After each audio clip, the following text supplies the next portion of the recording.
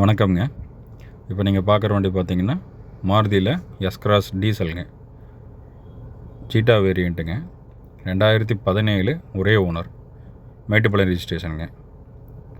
வண்டி 66,000 தான் ஓடிக்குது. Proper showroom service record.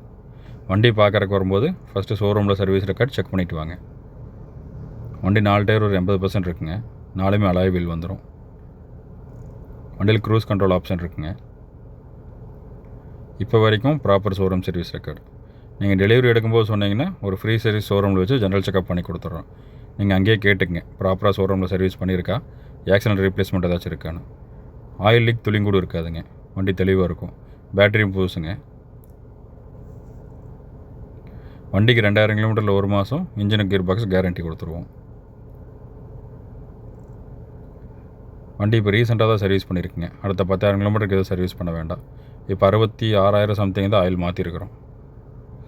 வண்டி புஷ் ஸ்டார்ட் டைப்புங்க. 2 கீ வந்துடும். வண்டி இப்போ இருக்கிற லொக்கேஷன் கோயம்புத்தூர் கோவில்பாளையம்.